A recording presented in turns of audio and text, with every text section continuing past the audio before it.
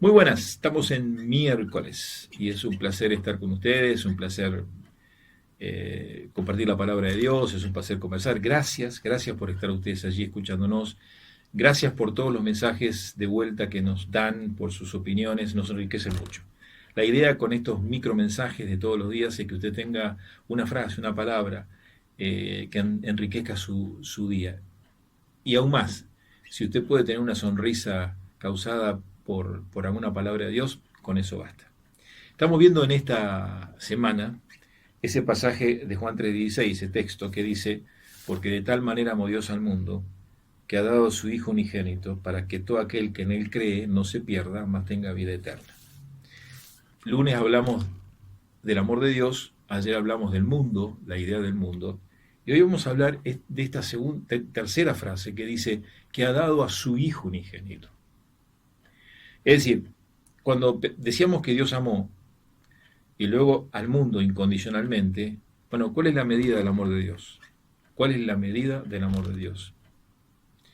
Yo hace muchos años atrás tuve una historia en nuestra iglesia de un hombre que tenía varios hijos y que uno de sus empleados en una empresa que tenía él le hace un juicio muy grande y me lo conversa a mí legalmente, como era el tema del juicio, y él va y le paga sin decir nada todo lo que el hombre pedía. Y todos sabemos que generalmente cuando un empleado se va a juicio le pide a su empleador más quizás de lo que merece para luego estar negociando si baja o no baja. Pero este hombre fue y le pagó 100% de lo que quería sin decir palabra. Cuando habló conmigo, yo le dije, pero ¿cómo pagó todo esto sin decir nada? No intentó negociar una quita. No, no, pastor. Y luego, ¿y por qué? Porque ese hombre, hace muchos años atrás, en el Tigre, un hijo mío, un niño, cayó en el agua, cayó en el río y se estaba ahogando. Y este hombre se tiró al agua y me salvó al niño. Yo tengo a este muchacho hoy en día en vida por este hombre. Ningún precio que él ponga va a significar tanto como mirar a mi hijo hoy en día después de tantos años y verlo crecer gracias a que este hombre se tiró y lo salvó. Y me quedó eso, me quedó eso. El reclamo quizás posiblemente fue justo o injusto, pero este hombre pagó, no porque fuera justo o injusto el reclamo, pagó porque había un hijo que fue salvado por este hombre muchísimos años atrás. ¿Cuál es la medida del amor de Dios? A ver, ¿cuál es la medida? ¿Cuál es la medida del amor de una persona? Su vida. Perfecto. Y si tiene hijos, su hijo. Inclusive, el buen padre, cuando le dan opción de entregar la vida del hijo o su vida, entrega su vida para que su hijo viva.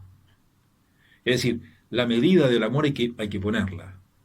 ¿Dónde está la medida del amor? Y la medida del amor de Dios está en haber dado a su hijo unigénito. Ahora, hijo unigénito, unigénito. Si no hay otro hijo engendrado por el Espíritu Santo que no sea Cristo Jesús, fue el único hijo, no hubo más, unigénito.